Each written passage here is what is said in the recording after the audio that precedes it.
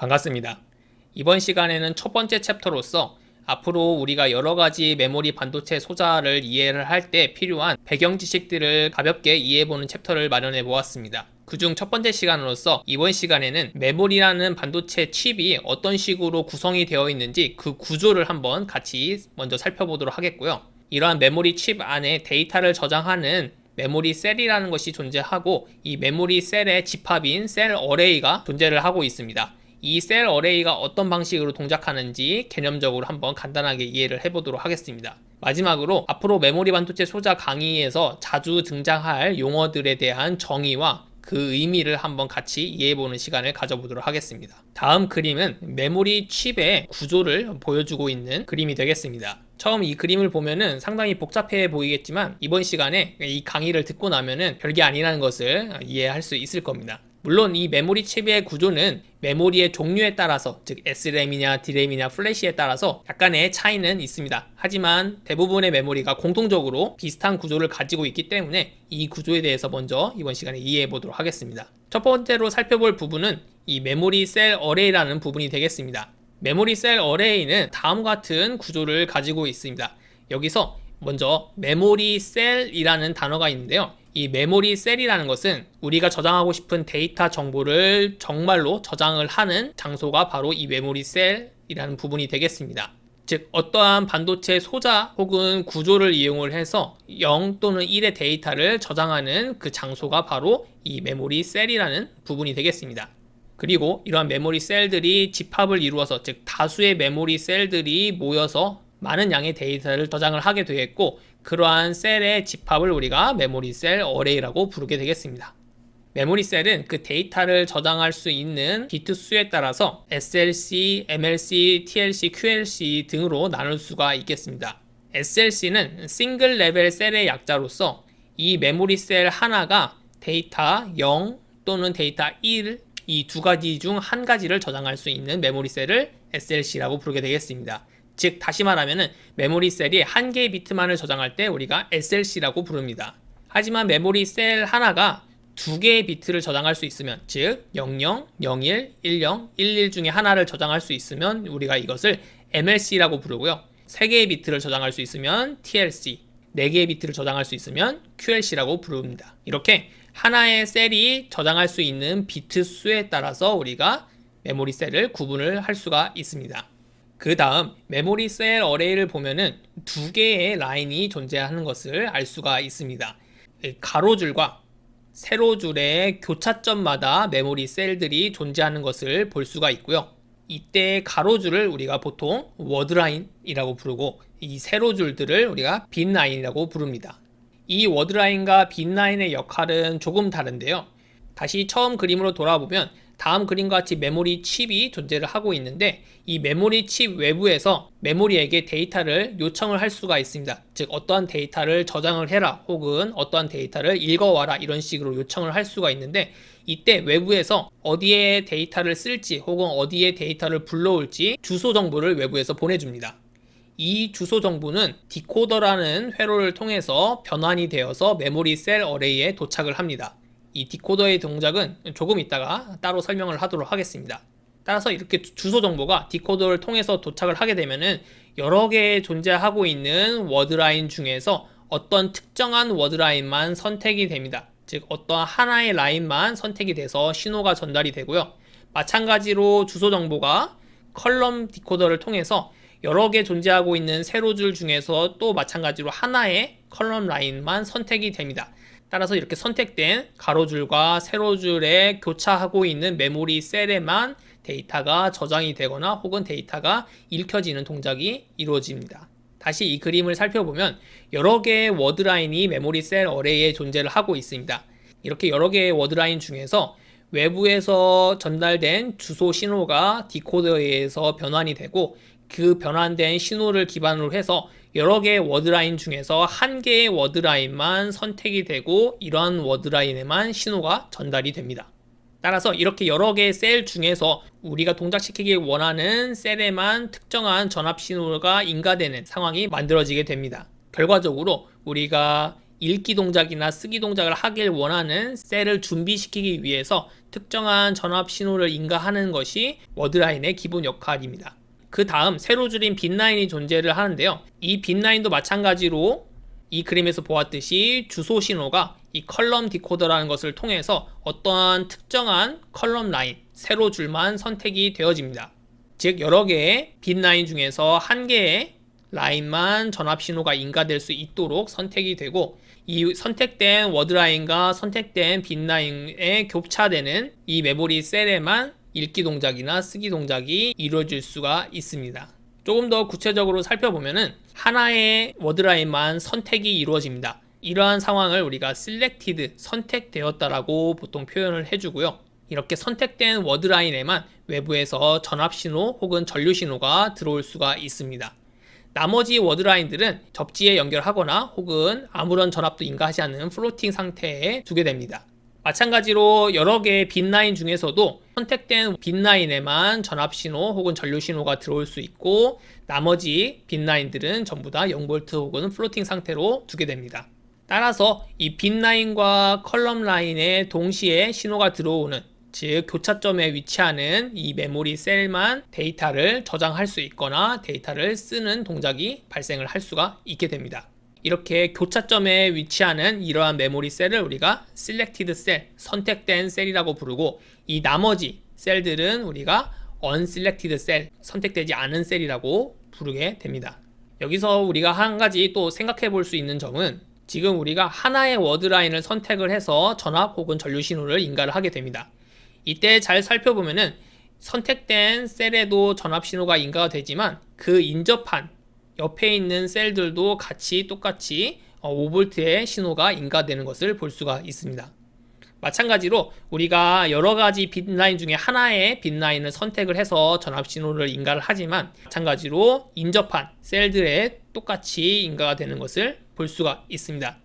즉 선택된 셀 주변에 있는 이러한 셀들은 워드라인의 신호와 빈라인의 신호를 받게 됩니다. 따라서 메모리 소자를 연구하는 사람들은 반드시 이 메모리 셀이 워드라인의 전압신호와 빈라인의 전압신호가 동시에 인가되었을 때 동작이 이루어질 수 있도록 설계를 해야만 합니다.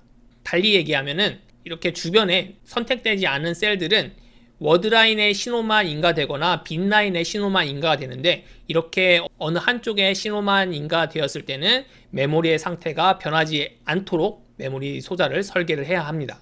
하지만 실제 상황에서는 이 선택된 메모리 셀의 데이터를 저장하거나 읽는 동작을 취할 때 이 인접한 셀들의 메모리 상태, 즉 0을 저장한 상태나 1을 저장한 상태가 의도하지 않게 데이터의 상태가 바뀐다거나 혹은 데이터의 상태가 파괴되는 현상이 발생을 할 수가 있습니다.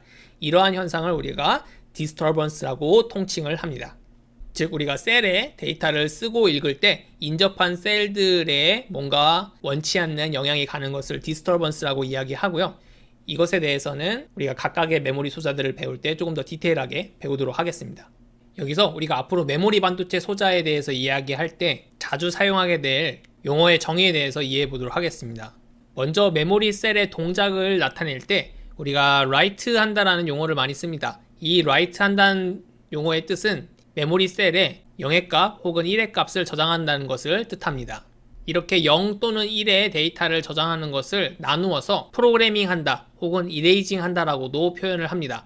1을 저장할 때 우리가 보통 프로그래밍 한다라고 이야기하고요. 0을 저장할 때를 이레이징 한다라고 표현을 해줍니다. 그리고 프로그래밍과 이레이징을 합쳐서 우리가 셀에 라이팅 한다라고 표현을 해주게 됩니다. 그 다음 리드 동작은 말 그대로 저장된 데이터를 읽는 행위, 즉 0인지 1인지 구별하는 행위를 우리가 리드 동작이라고 부릅니다. 그 다음 메모리 셀의 동작의 스피드를 나타내는 용어들이 있습니다. write time, read time이 있는데요. 0 또는 1의 데이터를 메모리 셀에 저장하거나 읽는데 필요한 시간을 우리가 write time 혹은 read time이라고 부릅니다. 하지만 우리가 메모리 칩의 구조도를 살펴보았듯이 메모리 안에는 메모리 셀 어레이만 있는 것이 아니라 주변 회로들이 있고, 이러한 주변 회로들과 같이 맞물려서 동작이 이루어집니다. 따라서 외부에서 메모리 셀에 어떠한 명령을 취했을 때, 즉 리드 동작이나 라이트 동작을 위한 명령을 전달했을 때 그러한 명령들이 주변 회로를 거쳐서 메모리 셀에 전달이 되고 다시 메모리 셀에 어떠한 과정이 이루어진 다음에 다시 주변 회로를 거쳐서 메모리 칩 밖으로 결과물이 나오게 됩니다. 즉 이렇게 외부에서 명령이 전달된 이후에 수행이 끝날 때까지 걸리는 시간을 우리가 레이턴시, 지연 시간이라고 부르게 됩니다. 따라서 메모리 셀 어레이가 아무리 빠르게 write time, read time을 가져간다 하더라도 주변 회로에서 많은 시간이 걸린다면은 레이턴시는 느려질 수 있겠습니다. 그 다음 메모리 셀의 reliability, 즉 신뢰성을 평가할 때 사용하는 용어들이 있는데요. 첫 번째로는 endurance라는 용어가 있습니다.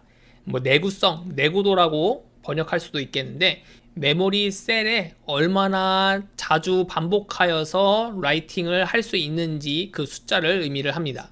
즉 어떠한 메모리 셀에는 정해진 수명이라는 것이 있습니다. 몇 번의 라이팅, 즉 프로그래밍과 이레이징을 몇 번 반복할 수 있는지 이 수명이 정해져 있고요. 이러한 메모리 셀의 수명을 인듀런스라고 부릅니다. 그 다음 개념은 리텐션이라는 개념인데요. 리텐션은 데이터를 얼마나 오랜 시간 동안 저장할 수 있는지 그 시간을 의미를 합니다. 즉 우리가 메모리 셀에 데이터를 0 또는 1을 저장했을 때 그렇게 저장된 데이터가 얼마나 긴 시간 동안 아무런 변화 없이 유지가 될 수 있는지 그 시간을 우리가 리텐션 혹은 리텐션 타임이라고 부릅니다. 마지막은 디스터번스, 앞에서도 우리가 살펴보았듯이 선택된 셀 이외에 그 주변 셀들이 영향을 받을 수가 있는데 그러한 것들을 우리가 디스터번스라고 이야기를 하고요. 이러한 디스터번스와 좀 유사한 개념인 인터피어런스, 간섭이라는 문제도 발생을 하는데 이 둘의 차이는 각각의 메모리 셀을 배울 때 구체적으로 다루도록 하겠습니다. 그 다음은 이 메모리 칩의 구조에 대해서 이해해 보도록 하겠습니다. 이 그림을 보시면은 메모리 셀 어레이가 2의 n승계의 가로줄, 즉 워드라인으로 구성이 되어 있으며 k 곱하기 2의 m승계의 세로줄, 빈라인으로 구성이 되어 있다고 적혀 있습니다. 일단 이 k 값은 무시를 하고 이 두 값의 의미에 대해서 이해해 보도록 하겠습니다. 즉 메모리 셀 어레이는 가로줄이 존재를 하고 있는데 이것의 개수가 2의 n승계이며 세로줄의 개수는 2의 m승계를 가지게 됩니다. 이렇게 2의 n승계와 2의 m승계의 가로줄, 세로줄로 구성이 되어 있기 때문에 외부에서 우리가 n개의 비트를 이용을 해서 가로줄을 선택을 할 수 있고 m개의 비트를 이용을 해서 세로줄을 선택을 할 수가 있습니다. 이것에 대해서 조금 더 디테일하게 살펴보면 다음 그림처럼 4개의 워드라인이 있다라고 한번 가정해 보도록 하겠습니다. 이렇게 4개의 워드라인이 존재를 하고 있으면은 우리가 2개의 비트를 이용을 해서 워드라인을 각각 구별을 할 수가 있습니다. 즉, 첫 번째 워드라인은 00, 두 번째 워드라인은 01, 세 번째 워드라인은 10, 네 번째 워드라인은 11 이런 식으로 2개의 비트가 있으면은 4개의 워드라인, 즉 2의 2승에 해당하는 워드라인을 구분 지을 수가 있습니다. 따라서 이 n개의 비트가 있으면은 우리가 2의 n승계의 워드라인을 각각 구분 지을 수가 있게 되며 동일한 원리로 m개의 비트가 있으면은 2의 m승계의 세로줄, 빈라인을 구분 지을 수가 있습니다. 따라서 이 n개의 비트로 표현된 가로줄의 주소는 이 주소값이 워드라인 디코더로 들어가서 한 개의 워드라인만을 선택할 수 있게 신호가 변환이 되고 마찬가지로 이 m개의 비트로 표현된 이 주소값은 컬럼 디코더로 들어가서 2의 m승계의 세로줄 중에서 한 개의 빈라인만을 선택할 수 있도록 신호가 생성이 됩니다. 즉, 이 디코더의 역할은 주소값이 들어왔을 때 그 주소값에 해당하는 워드라인 또는 빈라인만을 선택할 수 있도록 신호를 만들어주는 역할을 하는 회로가 디코더입니다. 지금 이 슬라이드의 그림은 가장 간단한 형태의 디코더의 모습을 보여주고 있습니다. 이 그림에서 보이는 예와 같이 워드라인이 총 4개가 있고 이 4개의 워드라인 중에 하나의 워드라인을 선택하기 위해서 지금 디코더가 다음과 같이 설계가 되어 있습니다. 예를 들어서 우리가 A1, A0 비트에다가 1, 0을 입력을 했다라고 가정해 보도록 하겠습니다. 이럴 경우에 A1, 1, A0, 0이 들어가고 인버터를 통과한 신호에는 이제 0 그리고 1이 입력이 되겠습니다. 이럴 경우에 이 전부 다 AND 게이트로 묶여 있기 때문에 이 워드라인 2에만 1이라는 신호가 나오고 나머지는 전부 다 0이라는 신호가 나오는 것을 이해할 수가 있습니다. 즉 우리가 입력시키는 주소값에 해당하는 특정한 워드라인만 하이 1의 상태를 가지고 나머지 워드라인은 전부 다 0의 상태가 되기 때문에 이 워드라인만 신호가 인가가 되고 나머지 워드라인은 전부 다 접지 상태로 들어간다는 것을 알 수가 있습니다. 결과적으로 디코더를 통해서 주소값에 해당하는 특정한 워드라인과 빈라인을 선택을 할 수 있고, 그렇게 선택된 워드라인과 빈라인에만 신호가 인가될 수가 있겠습니다. 그 다음은 이 K값의 의미인데요. 사실 메모리 셀에는 한 개의 빈라인만이 연결되는 것이 아니라 한 개 이상의 빈라인이 연결될 수가 있습니다. 예를 들어서 SRAM 같은 경우에는 하나의 워드라인에 셀이 연결되어 있고 두 개의 빈라인에 셀이 연결이 되어 있습니다. 이렇게 두 개의 빈라인이 연결되어 있는 이유는 각각의 빈라인의 역할이 다르기 때문인데요. 하나의 빈라인에는 끝에 센스 앰플리파이어가 연결이 되어 있고 다른 빈라인에는 라이트 드라이버라는 것이 연결이 되어 있습니다. 먼저 센스 앰플리파이어는 이름 그대로 센스, 감지하고 앰플리파이어, 증폭하는 역할을 하는 회로입니다.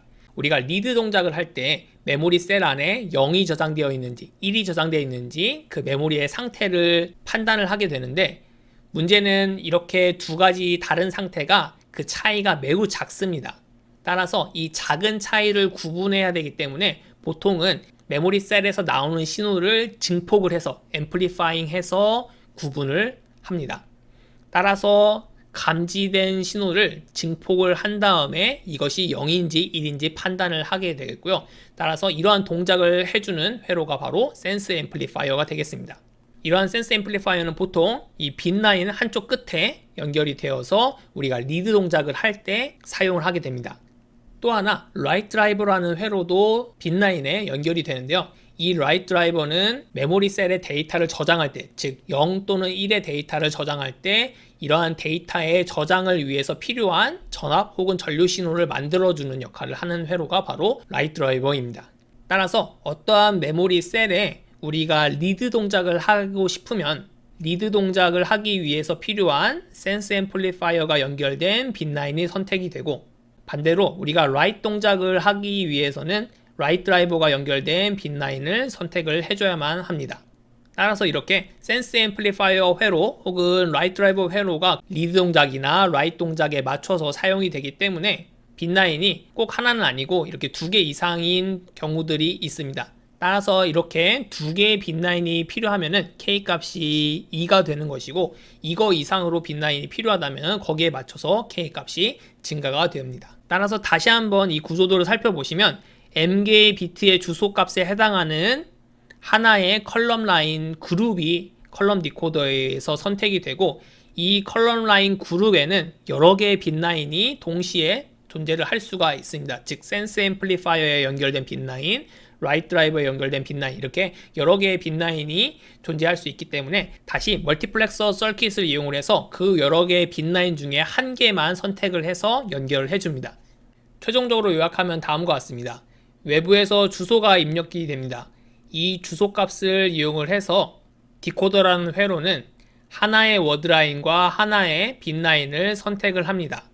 이때 외부에서 명령도 같이 들어옵니다. 리드 동작을 해야 되는지 라이트 동작을 해야 되는지 메모리에게 명령을 주기 때문에 이러한 명령은 I/O 인터페이스를 통해서 시그널로 적절히 변환이 되고, 이러한 시그널을 통해서 우리가 리드 동작을 해야 될 때면 멀티플렉서 회로가 센스 앰플리파이어에 빈라인을 연결을 하고, 라이트 동작을 해야 되는 경우에는 빈라인을 라이트 드라이버 회로에 연결을 하게 됩니다.